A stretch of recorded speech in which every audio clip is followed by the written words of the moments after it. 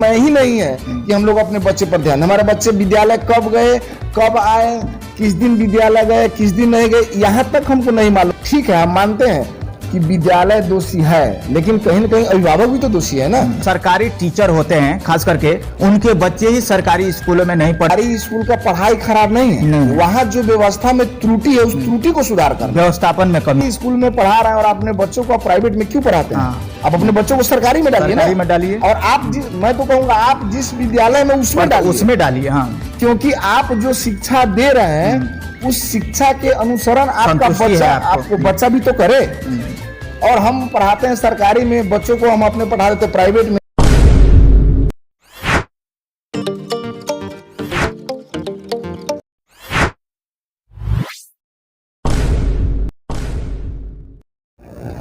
नमस्ते, मैं प्रभाकर चौरसिया आज उपस्थित हूं पशुपति शिक्षा मंदिर बीरगंज महानगर पालिका यानी कि मध्य प्रदेश जो नेपाल में स्थित परसा जिला में है, वहीं पर आकर के इसके प्रधानाचार्य जो अवधेश मिश्रा जी है उनसे हम मिलने आए हैं। खास करके हमारा चर्चा इस विषय में रहेगा कि नेपाल की जो शिक्षा स्थिति है, शिक्षा के प्रति हमारा लगाव कितना है और शिक्षा को, एजुकेशन सिस्टम को हम कैसे मजबूत बना सकते हैं ताकि आने वाले दिनों में हमारे देश के विद्यार्थी पूरे देश दुनिया तक नाम कर सके। इसी विषय में रह करके इसी टॉपिक के आधार पर हम कुछ प्रश्न करें। नमस्ते। नमस्ते।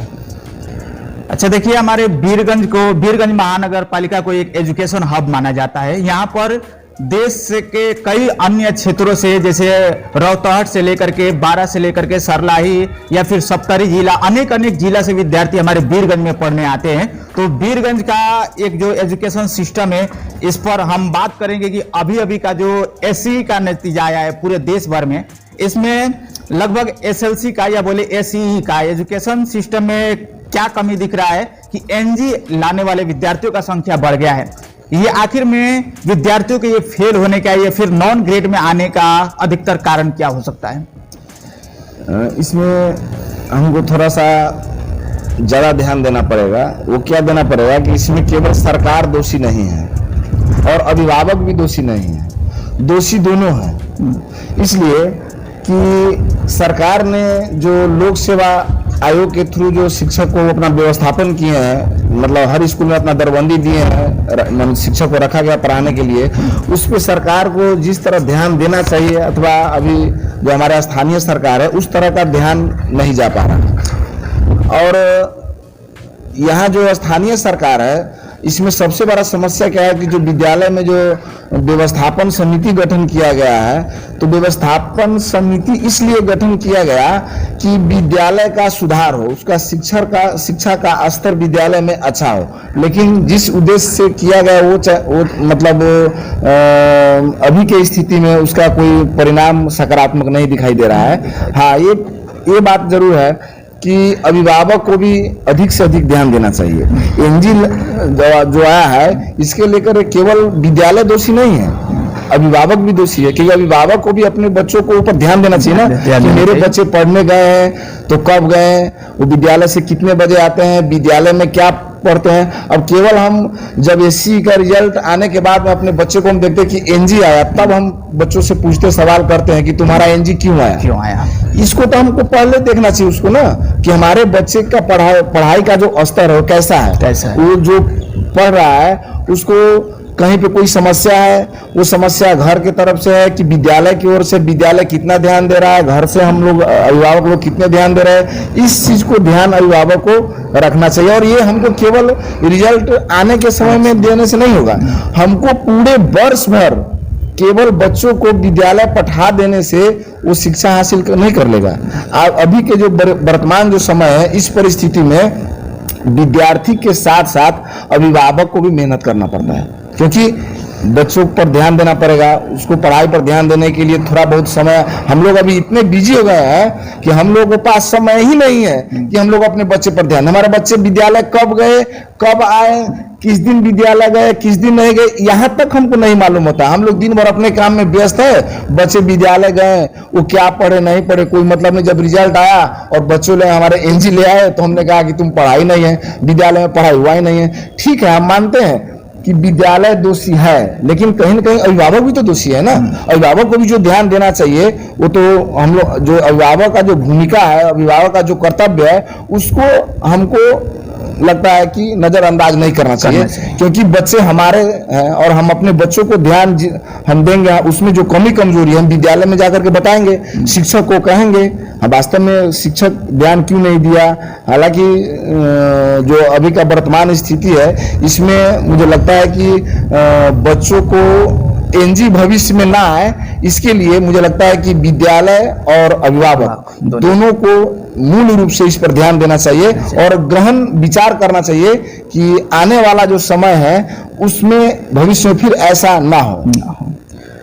कई बार हम देखते हैं कि हमारे जो अभिभावक है ये दोष लगाते हैं कि जो सरकारी टीचर होते हैं, खास करके उनके बच्चे ही सरकारी स्कूलों में नहीं पढ़ते, इसलिए वहां पर टीचर भी उतना ध्यान नहीं देते। नहीं तो लोक सेवा से जो compete करके कंपटीशन में आ करके जो टीचर पढ़ा रहे हैं उनके रिजल्ट जो कम आ रहे हैं, लेकिन जो बोर्डिंग में है उन लोगों के कम स्तर पर भी उनके पढ़ाई का फिर उसका लेवल भी कम होता है और पैसे भी उन्हें कम दिया जाता है, फिर भी वो लोग का रिजल्ट अच्छा आता है। तो फिर इसमें हम प्राइवेट और सरकारी स्कूल के आप क्या अंतर लेंगे, दोनों में कौन अच्छा होना चाहिए?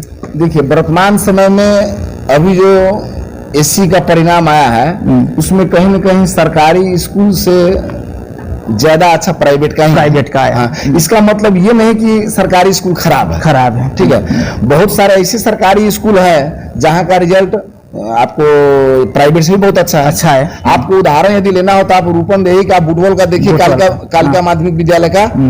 अभी के परिस्थिति में कालिका माध्यमिक विद्यालय एक ऐसा वहां का मतलब जो परिणाम आता है हमेशा, आज ही नहीं, इसी बार नहीं, हमेशा उसका परिणाम इतना अच्छा आता है, उसके आगे प्राइवेट स्कूल भी मतलब फेल है। कहीं ना कहीं वो जो अनुशासित है, अनुशासित है, तभी तो हम लोग को ये सोचना पड़ेगा कि हम लोग मतलब सरकारी स्कूल का पढ़ाई खराब नहीं है, वहाँ जो व्यवस्था में त्रुटि है उस त्रुटि को सुधार करना, व्यवस्थापन में कमी है। हाँ, हम लोग सेवाओं के थ्रू जाते हैं सरकारी स्कूल में, हमारे अंदर निष्ठा होना चाहिए ना, निष्ठा होना चाहिए। हम सरकार से पैसा ले रहे हैं, सरकार हमको 30,000, 40,000, 50,000 रुपया दे रहा है, क्यों दे रहा है भाई?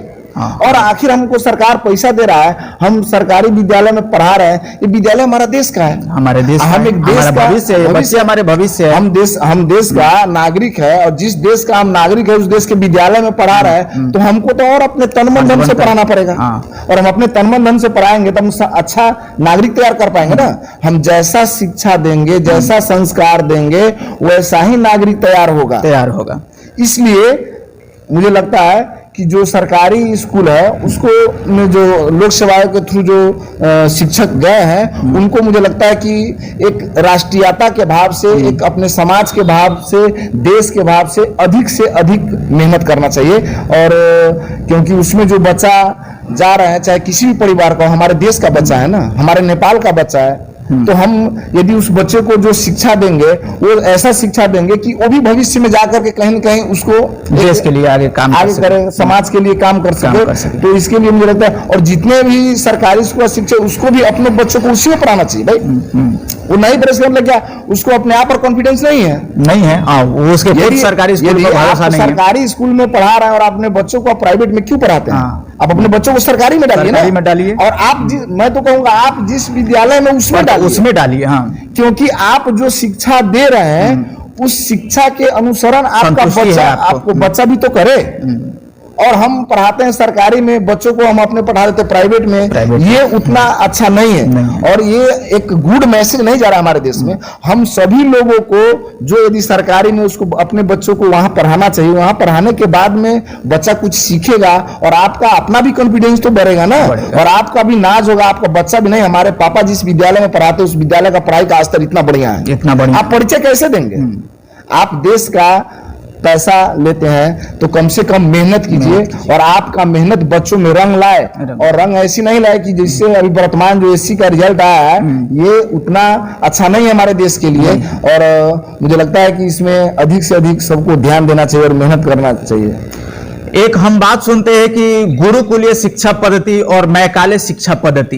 हमारे देश में पहले प्राचीन काल में गुरुकुल हुआ करता था, जहां पर बहुत ही अनुशासित ढंग से, जहां पर गुरु अपने शिष्य को अपने पुत्र बराबर मानता था और शिष्य भी गुरु को अपने पिता समान मानता था और गुरु आमा को अपने माता समान मान करके जहां पर शिक्षा आदान प्रदान किया जाता था। लेकिन आजकल का सिचुएशन ऐसा आ चुका है कि विद्यार्थी और टीचर के बीच में, स्टूडेंट और टीचर के बीच में काफी विवाद रहता है। हमेशा कोई ना कोई दंगा फसाद या फिर बंद हड़ताल की स्थिति आ जाती है। उसमें कारण यह बनता है कि स्टूडेंट और टीचर के बीच में जो पारस्परिक संबंध होने चाहिए, जो उसका ज्ञान देने का एक उत्साह होता है अंदर से, वो टूट जाता है, जिसके कारण से कनेक्टिविटी नहीं बन पाती है और विद्यार्थियों को जो पाना चाहिए था ज्ञान, वो नहीं पाते हैं। इसके बीच में आप क्या कहेंगे?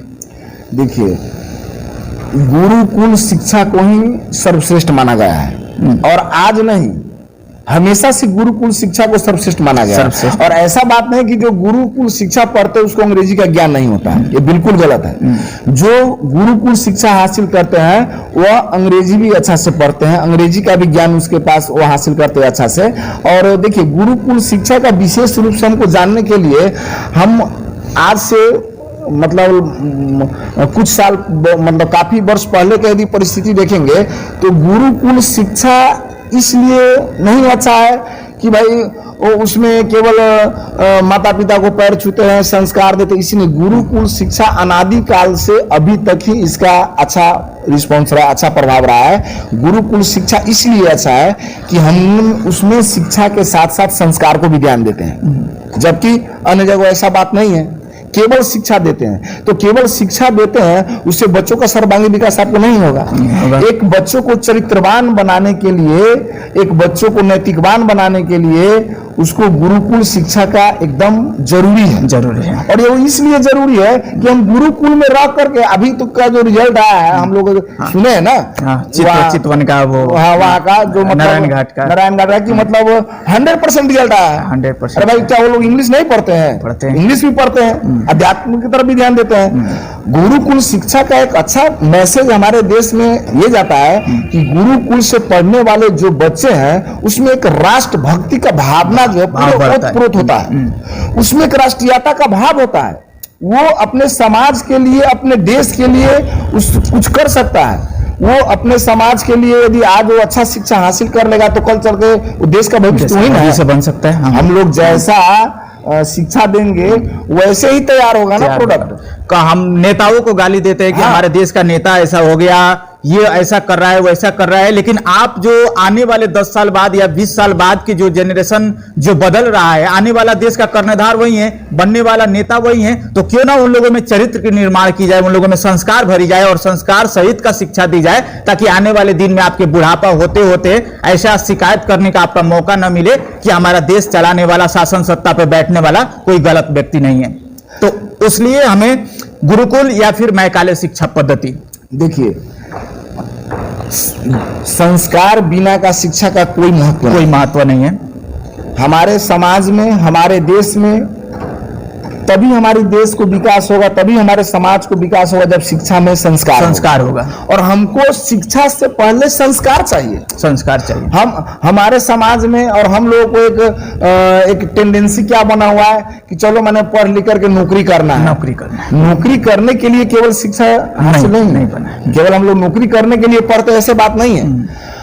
शिक्षा का मतलब ये है कि हम लोग उस शिक्षा के माध्यम से अपने समाज को और देश की सेवा कर सके। और शिक्षा में यदि संस्कार नहीं होगा, तभी हम लोग बहुत ऐसे उदाहरण देख रहे हैं ना। आज देख रहे हैं इतना ये वृद्धाश्रम खोला हुआ है, क्यों है? बहुत सारे लोग हैं जो अपने बच्चों को पढ़ा लिखा करके इंजीनियर, डॉक्टर बना देते हैं, बच्चे विदेश चले जाते हैं और वो विदेश से आने के बाद में एक गिलास पानी अपने माँ बाप को नहीं देते हैं, जबकि वो माँ बाप ने उतने मेहनत कर करके, उतने पूरा जीवन लगा करके बच्चों को इंजीनियर बनाया, बच्चों को डॉक्टर बनाया। लेकिन आज परिस्थिति ऐसा है कि वो इंजीनियर और वो डॉक्टर बनने वाले जो उनको लड़के जब विदेश से आते हैं तो अपने माँ बाप को ले जाकर के वृद्धाश्रम में रख देते हैं। तो ऐसे शिक्षा का क्या आवश्यकता है? जो शिक्षा हमारे देश के लिए काम ना है, जो शिक्षा हमारे समाज के लिए काम ना है, वो जो शिक्षा जो हमारे परिवार को नहीं, उस माँ बाप को भी काम नहीं आया ना, नहीं आया। तो मुझे लगता है परिस्थिति को यदि हम लोग समझेंगे तो गुरुकुल शिक्षा सर्वश्रेष्ठ है, सर्वश्रेष्ठ। और उसमें भी संस्कार, बिना संस्कार का शिक्षा का कोई महत्व नहीं है। और हम लोग को बच्चे में संस्कार देना है। शिक्षा के बच्चे अंग्रेजी बोले अच्छा बात है, अच्छा बात है, बच्चे पढ़े अच्छा बात है, लेकिन उसमें संस्कार होना चाहिए। वो अपने गुरु को पैर छुए, अपने माँ बाप को विद्यालय जाने से पहले, घर विद्यालय आने से पहले, घर में जब वहां से बच्चे लोग जब घर से विद्यालय आते हैं तो माँ बाप को पैर छुए, यहाँ पे आकर टीचर को भी पैर छुए। केवल गुड मॉर्निंग, गुड इवनिंग कह देना, इससे बच्चों को चरित्र का विकास नहीं होगा। बच्चों को झुकने का जो उसको एक ऐसा हमको बनाना पड़ेगा कि बच्चे झुके। तो कैसे झुकेगा? जब वो गुरु को पैर छुएगा, तो वो माँ बाप को पैर छुएगा। हम इतने अच्छे इंग्लिश में बच्चों को पढ़ा दे रहे हैं, इतने अच्छे हमारे बच्चों को इंग्लिश का जानकारी है कि इसका एडवांटेज हो गया है कि वो अपने माँ बाप को पैर ही नहीं छूते, गुरु को, टीचर को बाय बाय बोलते हैं। तो भाई कोई बात है? जो गुरु आपको ज्ञान देता है, जो आपका भविष्य का निर्माण कर रहा है, उसको आप बाय बाय टाटा बोलेंगे? आप उस गुरु को पैर छुए, उनका आशीर्वाद लीजिए। हमारे गुरुकुल शिक्षा में एक बहुत बड़ी पट्टी है कि जो बच्चे झुकते हैं उसका भविष्य हमेशा उज्जवल होता है, और जो बच्चे नहीं झुकते हैं उसका भविष्य कभी नहीं उज्जवल होगा। तो कौन झुकेगा? जिसमें संस्कार होगा। तो संस्कार युक्त शिक्षा अभी का एकदम जरूरी है, क्योंकि बिना संस्कार का शिक्षा कोई काम का नहीं है। हमको इस देश को, अपने देश समाज को आगे बढ़ाने के लिए, हमारे देश में आज हम लोग कह रहे हैं कि हमारे देश के प्रधानमंत्री, हमारे देश के मंत्री मानिए अच्छा नहीं है, ऐसे नहीं। हम कहते हैं कि जो शिक्षा पद्धति है, उस शिक्षा पद्धति में आप संस्कार को विकास कराइए। हम जिस बच्चों को संस्कार देंगे वो कल चल के इस देश का सच्चा नागरिक बनेगा। वो इस देश के लिए, वो कई भ्रष्टाचारी, आज देखिए देश में कितना भ्रष्टाचारी हो रहा है, जो व्यापक रूप से भ्रष्टाचारी हो रहा है। जगह जगह पर बता रहा हूँ, बढ़ने नहीं देते हैं कर्मचारी। अच्छे पढ़े लिखे लोग हमारे देश में भ्रष्टाचार कर रहे हैं। वो क्यों कर रहे हैं? वो केवल शिक्षा प्राप्त किया, संस्कार नहीं प्राप्त किया। यदि वो शिक्षा के साथ साथ संस्कार प्राप्त किया होता तो उसको लगता नहीं ये देश हमारा है, हम इस देश के नागरिक है, ये देश के किसी का भी बच्चा हो मेरा बच्चा है। ये कब होगा? जब शिक्षा में संस्कार का विकास। यदि शिक्षा में संस्कार का विकास नहीं होगा जब तक, तो ये देश हमारा ऐसे ही होगा, भ्रष्टाचारी, लूट तंत्र, जो कहता है ना कि पालो पालो मिले रखाऊं, वो वाला कहानी यहाँ पे आ गया है। तो इसीलिए हम लोग एक सच्चा देशभक्त तैयार करने के लिए, सच्चा नागरिक तैयार करने के लिए शिक्षा में संस्कार को जोड़ना एकदम जरूरी है, और हम लोग को इस पर विशेष ध्यान देना चाहिए। हमारे देश को मैं सरकार से भी अनुरोध करूंगा कि ऐसी शिक्षा प्रणाली का विकास होना चाहिए जिस शिक्षा प्रणाली में संस्कार देखना चाहिए। उसको जो विद्यार्थी है, उसका जो वर्तमान चुनौती है, उस चुनौती को सामना कर सके। ऐसी शिक्षा प्रणाली का विकास होना चाहिए। जो युवा पीढ़ी है, वो युवा पीढ़ी अपने आप के लिए, अपने समाज के लिए कुछ कर सके, ऐसा सिलेबस, ऐसा शिक्षा प्रणाली हमारे देश को होना चाहिए। और इस पर सरकार को बिल्कुल अधिक से अधिक ध्यान देना चाहिए। इस पर ध्यान नहीं देने के कारण ही आज, चाहे वो एससी का रिजल्ट हो, चाहे अगाड़ी का शिक्षा प्रणाली आप देखिए, जो हम लोग पढ़ते तो हैं, लेकिन किसके लिए पढ़ते ये भी नहीं हम लोग को नहीं मालूम है। हम अपने देश के लिए, समाज के लिए क्या करेंगे? अपने समाज, आज पढ़ने वाले बच्चों को स्थिति ऐसा है कि उसको अपने समाज के बारे में नहीं मालूम है। एक पीढ़ी के बारे में पूछिए तो नहीं मालूम, क्योंकि उसको लगाव ऐसा नहीं दिया जाता है। उसको जोड़ना चाहिए अपने देश के, जो हमारे देश के जो राष्ट्रीयता है, हमारे जो समाज की जो सामाजिक चीज है, सामाजिक चीज के बारे में ज्ञान बच्चों को तभी होगा जब उसको शिक्षा के साथ साथ हम संस्कार देंगे।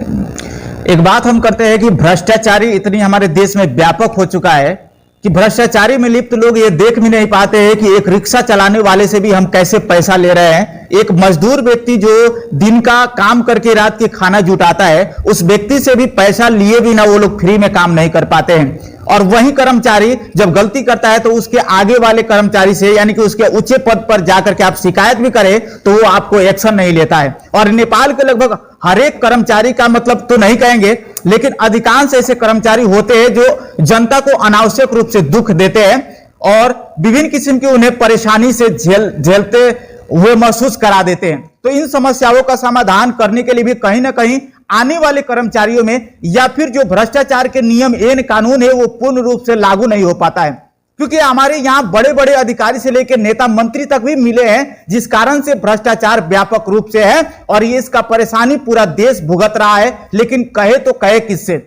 इस समस्या का समाधान के लिए भी हमें शिक्षा पर जोर देना चाहिए और वही शिक्षा यानी कि संस्कार सहित का शिक्षा होनी चाहिए, ताकि उसे महसूस हो कि ये हमारे परिवार का हिस्सा है, हमारे देश के नागरिक है, ये होना चाहिए। आइए हम अगले प्रश्न में चलते हैं कि हमारे नेपाल को एजुकेशन हब बनाने के लिए क्या करना चाहिए। जैसे कि हमारे नेपाल के विद्यार्थी भारत जाते हैं, बांग्लादेश जाते हैं, पाकिस्तान जाते हैं या फिर अमेरिका, इंग्लैंड, ऑस्ट्रेलिया, जापान पढ़ने के लिए जाते हैं, लेकिन क्या हम अपने देश को ऐसा डेवलप कर सकते हैं ताकि अन्य देशों के विद्यार्थी हमारे नेपाल में आकर के पढ़े, यहां से एजुकेशन प्राप्त करके जाए? देखिए, बहुत दुख की बात है कि जो हमारे देश है, हमारे देश में एक ऐसी एजुकेशन हब की व्यवस्था नहीं है। इस पर सरकार को एकदम ध्यान देना चाहिए। अब देखिए, हमारे देश के बच्चे दूसरे देश में पढ़ने जाते हैं, वहाँ की सरकार शिक्षा में कितना लगानी कर रहा है। क्या हम हमारे नेपाल सरकार लगानी नहीं कर सकते हैं? नेपाल सरकार लगानी कर सकते हैं। नेपाल सरकार आपको शिक्षा में लगानी नहीं करेंगे। यहाँ के जो मंत्री है, यहाँ के जो कर्मचारी है, ये सब भ्रष्टाचारी लोग हैं ना। हम जितना नेपाल में जितना पैसा का भ्रष्टाचार हो रहा है उसका सदुपयोग कर दिया जाए, उसको यदि सदुपयोग कर दिया जाए तो एक अच्छा एजुकेशन हब बनाया जा सकता है नेपाल में। और यहाँ भी अन्य देश के आदमी पढ़ने के लिए आ सकते हैं, लेकिन ऐसा हम लोग का मानसिकता नहीं है, ऐसा सोच हमारे सरकार का नहीं है। जबकि शिक्षा सबके लिए जरूरी है और सरकार कोई भी हो, किसी भी पार्टी का हो, कोई भी व्यक्ति हो, उसको इस पर अधिक से अधिक ध्यान देना चाहिए। हमारे जितने जिला है नेपाल में, जितने प्रदेश है, हर प्रदेश में एजुकेशन हब बनना चाहिए। हर प्रदेश में एक ऐसी प्राविधिक शिक्षा का व्यवस्था करना चाहिए सरकार को, जो कि अभी के समय में सीप मूलक शिक्षा की आवश्यकता है। हम कितना पढ़ेंगे भाई? हम 11 पढ़ेंगे, 12 पढ़ेंगे, इंटर पढ़ेंगे, बैचलर पढ़ेंगे, मास्टर डिग्री पढ़ेंगे, लास्ट में हम चले जाएंगे विदेश। हम वहीं चले जाएंगे सऊदी अरब। लेकिन एक प्राविधिक शिक्षा का व्यवस्था यदि हर प्रत्येक प्रदेश में 2 4 हर जगह यदि हो जाए तो कम से कम बेरोजगारी का झंझट हट जाएगा। कम से कम उसको अपना बच्चों को, विद्यार्थी को अपना उसको कॉन्फिडेंस भी तो बढ़ेगा ना कि चलो भाई, हमको सरकारी नौकरी नहीं करना, तो हमारे पास सीप है, अपना कुछ कर लेंगे, स्किल है ना। तो स्किल डेवलपमेंट के लिए सरकार को सीप मूलक शिक्षा के लिए अभी के समय में सबसे अधिक इसी का आवश्यकता है, क्योंकि हमारे बहुत विद्यार्थी भाई सब काफी लोग बेरोजगार हैं। और बेरोजगारी का कारण यही है कि हम लोग जो स्किल है वो स्किल नहीं दे पा रहे, सरकार वैसी व्यवस्था नहीं कर पा रहा है, और सरकार को इस पे लगानी करना चाहिए। हमारा देश छोटा है तो क्या हुआ भाई, हमसे भी छोटे देश बहुत वहाँ पे तो एजुकेशन हब है ना। 93 नंबर पर आता है, इतने बड़े देश में, इतने सारे दुनिया में देश है, 93 नंबर का हमारा देश आता है। सबसे बड़ा यहाँ दिक्कत हमारे देश में है कि यहाँ के जो नीच मानसिकता के बहुत जो लोग हैं, वो देश को आगे बढ़ाना नहीं चाहता है। तो आगे कैसे बढ़ाएगा? जिस देश के शिक्षा प्रणाली में संस्कार नहीं होगा, जिस देश के शिक्षा प्रणाली में संस्कार को नहीं जोड़ा जाएगा, वहां से जो तैयार होगा तो भ्रष्टाचार ही तो करेगा, क्योंकि उसको देश से लगाव है नहीं, समाज से लगाव है। समाज कहीं जाए, देश कहीं जाए, मुझे केवल पैसा कमाना है। पैसा लेके तुम क्या करेगा? कम से कम कुछ ऐसा करो कि तुम्हारा नाम ले। यहाँ तो सरकार को, हमारे नेपाल सरकार को ऐसा व्यवस्था मिलाना चाहिए कि हमारा देश छोटा है, शिक्षा में अधिक से अधिक लगानी प्राविधिक। हम कहते हैं आप जितने सरकारी स्कूल वगैरह में लगानी करते हैं, कम से कम कुछ प्राविधिक शिक्षा में लगानी, कुछ टेक्निकल कॉलेज वगैरह जगह जगह पर खोलिए प्रत्येक प्रदेश में। कम से कम हमारे देश का जो विद्यार्थी है, वह विद्यार्थी कम से कम बाहर ना जाए, वो सऊदी अरब जाने नहीं जाए, वो मलेशिया नहीं जाए, आज उस देश में जा करके काम करने के लिए मजबूर क्यों है?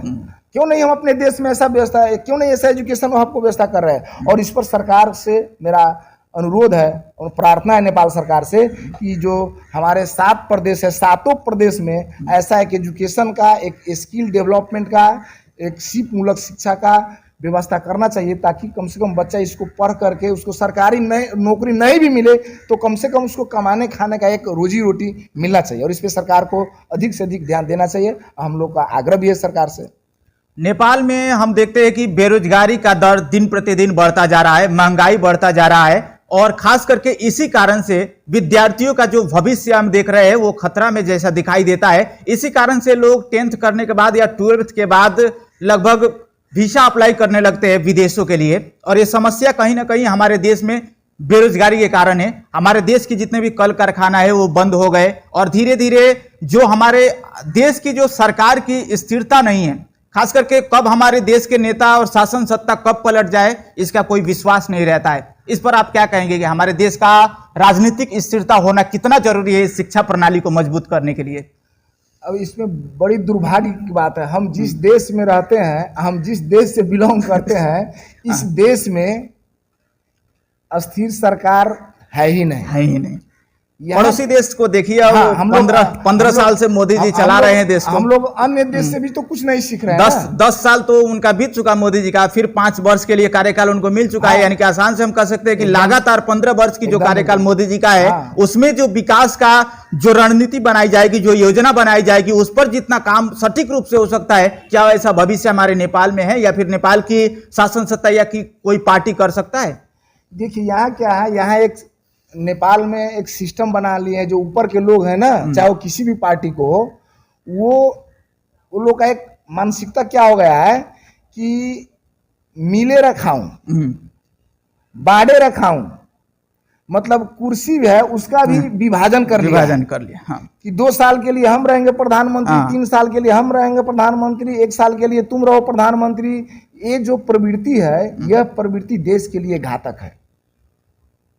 कहीं न कहीं हम जनता भी दोषी है, ऐसा बात नहीं है, हम जनता भी दोषी है कहीं न कहीं, क्योंकि हम अच्छे वैसे माने सरकार को चुन नहीं पाते। वोट के समय में हम यदि मांस, दारू, रक्सी पी करके अपना मतलब जहां मतदान करना चाहिए वहां नहीं करके अपना मत ही बेच लेंगे तो फिर हम अपने बच्चों को भविष्य को अच्छा शिक्षा के लिए कल्पना करना भी बेकार है। क्योंकि जिस देश में रहने वाले लोग एक अच्छी सरकार नहीं चुन सकते हैं, वो अपने बच्चों को उज्जवल भविष्य को कल्पना कभी नहीं कर सकते। हम लोग को नया नेपाल, ऐसा नया नेपाल हो गया कि एक अस्थिर सरकार नहीं बन पाया। हम लोग आज से कुछ दिन पहले नया नेपाल, क्यों नया नेपाल भाई? यही नया नेपाल हो, ये नया नेपाल 5 साल सम्म सरकार, अस्थिर सरकार बन्न सकेन।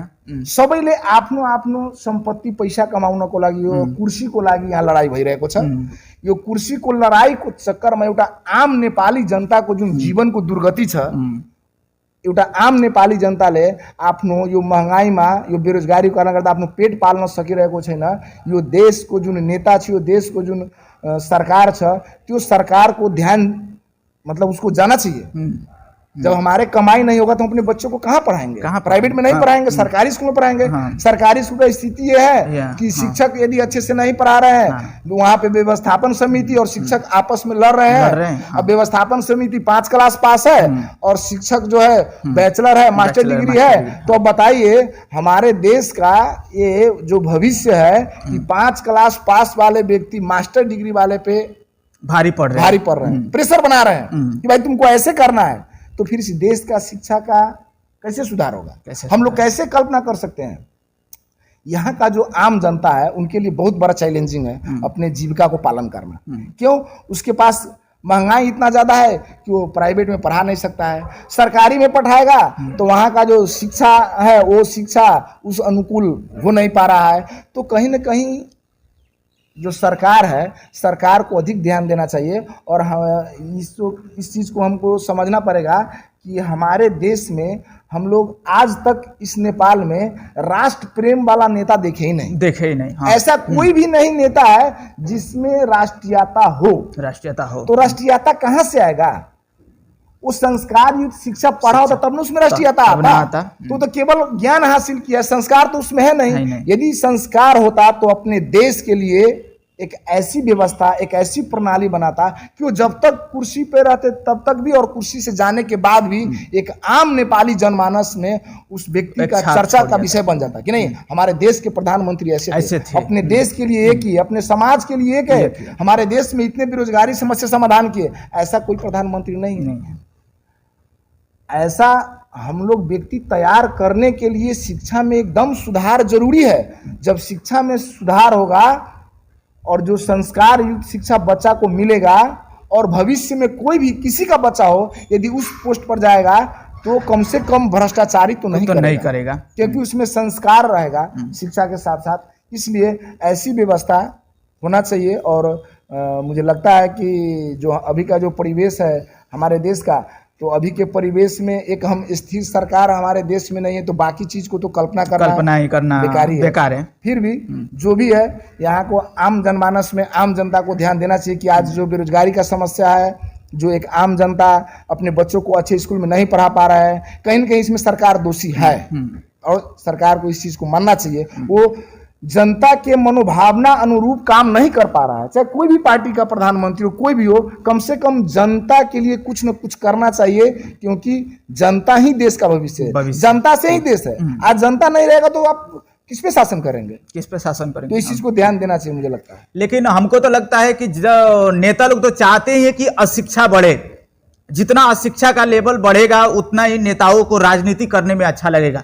कहते तो सब है कि गरीबी मिटाओ, लेकिन ये भी सोचते हैं कि अगर गरीबी मिट गया तो फिर हम ये चावल की बोरी और ये राशन दे करके लालच किसको देंगे? अगर शिक्षा बढ़ गया, जनता को यदि हम मूर्ख बना नहीं सकेंगे तो फिर हमारा राजनीति तो चौपट हो जाएगा। ऐसा मानसिकता हमारे जनमानस में। फिर हम एक बार ये बात कहते हैं कि education is the backbone of nation, यानी कि शिक्षा ही राष्ट्र का मेरुदंड है, बैकबोन है। तो इस शिक्षा के लिए आप आम जनमानस को, यानी कि जो शिक्षा से वंचित है अनेक क्षेत्रों में, चाहे दुर्लभ एरिया हो, जो कठिन एरिया है, या फिर हमारे ही मध्य प्रदेश की देखिए, या फिर तराई के इलाका में भी कई ऐसे बच्चे हैं, या फिर कई ऐसे माता पिता है जिनके बच्चे आज शिक्षा से वंचित है। उन माता पिता के लिए आप क्या संदेश देना चाहेंगे? देखिए, जिस देश में शिक्षा का स्तर अच्छा नहीं होगा वो देश कभी नहीं आगे बढ़ पाएगा। नेता को राजनीति करना है, उसको कुर्सी चाहिए। इस देश का आम जनता का जो बच्चा है वो पढ़ रहा है कि नहीं पढ़ रहा है, उसको एनजी आया कि उसको क्या आया, उससे इस यहाँ के सरकार को कोई मतलब नहीं है, क्योंकि उसको अपने कुर्सी का लालच है, उसको अपने कुर्सी चाहिए। देश में एक ऐसी शिक्षा प्रणाली को विकास होना चाहिए जो शिक्षा हासिल करने के बाद में बच्चा इस देश का भविष्य बन सके, और वो यदि भविष्य में आगे जाए तो कम से कम अपने समाज के लिए, अपने देश के लिए कुछ सोच सके। और अभी का जो वर्तमान परिस्थिति है, इस वर्तमान परिस्थिति में जो हमारे नेता है, हमारे जो मतलब अभी का जो मंत्री है, उससे अपेक्षा करना बहुत ही मुश्किल है। और वैसा अनुरूप व्यवस्था नहीं होने के कारण हम लोग एक अच्छा देशभक्त नागरिक तैयार नहीं कर पा रहे हैं। लेकिन हम लोग जब तक देशभक्त नागरिक तैयार नहीं करेंगे, जब तक एक चरित्रवान व्यक्ति तैयार नहीं करेंगे, तब तक हमारा देश को विकास नहीं हुआ। तब तक इस देश से भ्रष्टाचार भी नहीं हटेगा। भ्रष्टाचार भी तभी हटेगा जब देशभक्त नागरिक तैयार होगा, जब यहाँ का जो बच्चे हैं, यहाँ के जो विद्यार्थी है, वह चरित्रवान होंगे, वह नैतिकवान होंगे। वो दीन दुखी के ऊपर, जो दुखी है, जो गरीब है, उसके ऊपर उसका नजर तभी जाएगा। एक गरीब व्यक्ति जब हाकिम बनता है तो उसको अपना गरीबी याद आता है, तो वो सोचता है कि गरीबी क्या होती है और गरीब जो समाज के लोग गरीब है उसके लिए क्या करना चाहिए। लेकिन जो एक राजमहल में पला हुआ व्यक्ति, वो कल कोई हाकिम बन भी जाएगा तो वो देश समाज के लिए कुछ नहीं कर पाएगा, क्योंकि उसको दुख क्या है एहसास ही नहीं है। एक आम जनता कैसे अपनी जिंदगी भी जाता है उसको एहसास नहीं, तो करेगा क्या? कुछ नहीं करेगा वो। तो अंत में जाते जाते शिक्षा प्रणाली को हमें सुधार करना चाहिए, और खास करके हमारे जो नवयुवक है इनमें हमारा परिवर्तन होना चाहिए। और हम आपसे यही जानना चाहेंगे कि अंत में आप समष्टिगत रूप से इस शिक्षा प्रणाली के बारे में, हमारे नेपाल की शिक्षा प्रणाली कैसा होने चाहिए, अंत में जाते जाते आप 2 शब्द में बता सकते हैं। हम नेपाल सरकार से प्रार्थना करेंगे, अनुरोध करेंगे, आग्रह करेंगे कि हमारे देश में ऐसी शिक्षा प्रणाली का विकास हो जिस शिक्षा प्रणाली में संस्कार युक्त शिक्षा हो, अथवा संस्कार युक्त शिक्षा से जुड़ा हुआ हो। क्योंकि जो हमारे युवा है उसके सामने जो वर्तमान चुनौती है, जो वर्तमान समस्या है, उस समस्या को समाधान करने के लिए यदि शिक्षा में संस्कार होगा तो बच्चों का भविष्य अच्छा होगा, बच्चों को सर्वांगीण विकास होगा, वो बच्चा देश के लिए भी अच्छा करेगा, वो बच्चा समाज के लिए भी अच्छा करेगा, वो बच्चा परिवार के लिए भी अच्छा करेगा। और ऐसी शिक्षा प्रणाली होना चाहिए जो शिक्षा प्रणाली से देश का भविष्य उज्जवल हो सके। मैं ये नहीं कहता हूँ कि एकदम नेपाल का पूरा शिक्षा प्रणाली चौपट ही है, नहीं, वो नहीं है। बात ये नहीं, बात ये है कि शिक्षा प्रणाली चाहे ठीक है, थोड़ा बहुत खराब है, थोड़ा बहुत अच्छा है, लेकिन इसको हम लोग अन्य देश से कंपेयर करके कैसे अपने देश को शिक्षा प्रणाली को अच्छा करेंगे, कैसे हमारे देश को जो युवा है वो बेरोजगार नहीं रहेगा। कम से कम हमारे देश में जो प्राविधिक शिक्षा है उसको ज़्यादा बढ़ाना चाहिए, ताकि मतलब जो टेक्निकल टाइप का एजुकेशन बच्चे लोग पढ़ेंगे तो उसको रोजगार तुरंत हासिल होगा, बेरोजगार नहीं रहेंगे। और सरकार को इस पर ध्यान देना चाहिए। और हम सबको देखिए, शिक्षा एक ऐसा चीज़ है जिसपे केवल सरकारी विद्यालय में टीचर ही ध्यान देगा तो पूर्ण नहीं है। अभिभावक को भी एकदम ध्यान देना पड़ेगा अपने बच्चों पे। और मैंने शुरू में ही कहा हूँ कि विद्यालय और अभिभावक दोनों मिल करके इस चीज़ को ठीक कर सकते हैं और बच्चों को शिक्षा में सुधार भी होगा। क्योंकि हमारे बच्चे जब तक हम ध्यान नहीं देंगे तो बच्चे केवल स्कूल जाएंगे और आएंगे, इससे उसका समस्या का समाधान नहीं होगा। अभिभावक को भी एक्टिव होना पड़ेगा और जो हमारे विद्यालय में जो शिक्षक है उनको भी अधिक से अधिक ध्यान देना पड़ेगा। अभिभावक और विद्यालय दोनों मिल करके इस समस्या को समाधान कर सकते हैं। और हम लोग को देश में अभी ऐसी शिक्षा के प्राविधिक शिक्षा की आवश्यकता है जिससे बच्चा कुछ टेक्निकल पढ़ाई पढ़ सके, उसको स्किल डेवलपमेंट टाइप का एजुकेशन जो है वो चाहिए। और इस पर सरकार को ध्यान देना चाहिए। हम लोग को अनुरोध भी है, आग्रह भी है। पशुपति शिक्षा मंदिर के हम जिस प्रांगण में आज बैठे हैं, उस पशुपति शिक्षा मंदिर में हम देखते हैं कि हर एक क्लासरूम का जो नाम है, किसी का जानकी कक्ष, किसी का पृथ्वी नारायण शाह कक्ष, तो किसी का विवेकानंद कक्ष का नाम से दिया गया है। मुझे लगता है कि शायद पशुपति शिक्षा मंदिर में संस्कार सहित का एजुकेशन जो ये वीरगंज में दिया जा रहा है, इसके बारे में आप क्या कहेंगे? देखिए, आप पहले जो हमसे प्रश्न किए थे ना, गुरुकुल शिक्षा, ये गुरुकुल शिक्षा का ही एक पत्ती है। हम ऐसा बात नहीं कि हम लोग केवल हम लोग यहाँ पे संस्कृत पढ़ाते, ऐसा बात नहीं है।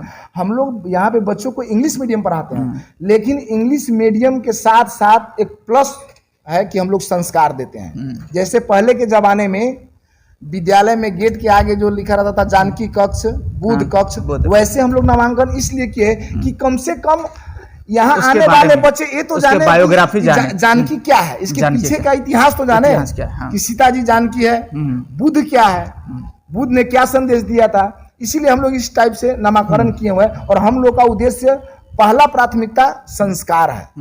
और हम लोग चाहते हैं कि शिक्षा के साथ साथ बच्चों को अच्छे संस्कार मिले, ताकि वो बच्चे अपने देश, समाज, परिवार के लिए कुछ कर सके। और कम से कम ऐसे हम लोग नागरिक तैयार करें सो हमारे देश में भ्रष्टाचार तो न करे, उसमें संस्कार तो हो, कुछ तो देश के लिए करे और करेगा। जिस बच्चों में संस्कार के साथ साथ शिक्षा होगा, संस्कार शिक्षा दोनों से परिपूर्ण जब बच्चे होंगे, वो बच्चे इस देश का भविष्य का आगे का रास्ता का निर्माण करेंगे। अच्छा, ये पशुपति शिक्षा मंदिर हमारा प्राइवेट है या फिर गवर्नमेंट का है? देखिए, पशुपति शिक्षा मंदिर अपना गुठी का विद्यालय है। ये पूरे नेपाल में आपको पशुपति शिक्षा प्रसार समिति के द्वारा पूरे नेपाल में भी लगभग 35-36 विद्यालय हमारे चल रहे हैं। हम लोग को उद्देश्य शिक्षा से इससे पैसा कमाना नहीं है।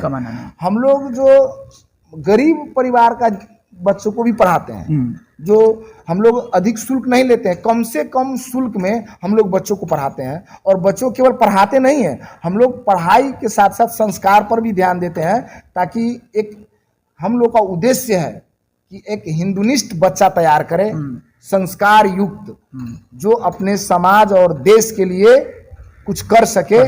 ऐसा हम लोग का सोच है। और जिस शिक्षा में हिंदुनिस्ट शिक्षा होगा, संस्कारित शिक्षा होगा, वही शिक्षा पाने वाले बच्चे ही भविष्य में कुछ कर पाएंगे। तो आप वीरगंज वासी से खास करके क्या कहना चाहेंगे कि वीरगंज में यदि कोई अपने बाल बालिका को यदि संस्कारवान शिक्षा देना चाहता है या फिर संस्कार संस्कृति से जुड़ते हुए भी वो अपने संस्कार दे करके आगे बच्चे को बढ़ाना चाहते हैं, तो पशुपति शिक्षा मंदिर में क्या वो आ सकते हैं, एडमिशन ले सकते हैं?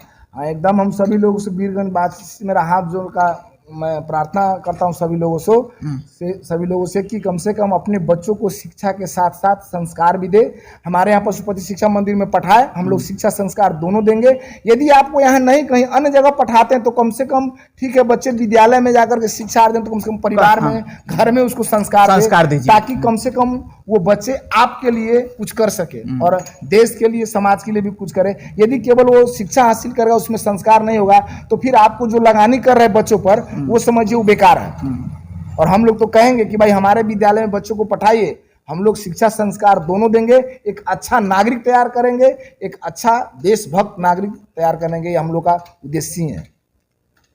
तो हमारे आज का शिक्षा संवाद यहीं पूरा होता है। हम आए थे पशुपति शिक्षा मंदिर जो विद्यालय है उस प्रांगण में आज बैठे हुए हैं, और इसका लोकेशन है आपके आदर्श नगर चौक से सीधा आकर के ठाकुराम कैंपस आ सकते हैं, और वहां से सीधा उत्तर आकर के आर्य समाज मंदिर आपको मिलेगा, जो एजुकेशन बिल्डिंग है ठाकुराम कैंपस का। उधर से ही एक रास्ता आता है पश्चिम के तरफ, और कुछ ही दूर पर आकर के ये स्कूल है जो हमारे ये विद्यालय है। इस विद्यालय में यदि आप अपने बच्चे को पढ़ाना चाहते हैं तो संस्कारवान शिक्षा दे सकते हैं। जरूरी नहीं कि पशुपति शिक्षा मंदिर में ही आप आए, आपके बच्चे जहां भी जाए, लेकिन आप उनको शिक्षा संस्कारवान दीजिए और अपने घर में भी उसका ख्याल रखिए। तो आइए आज का हम इस संवाद को यहीं पूरा करते हैं। नमस्ते, धन्यवाद।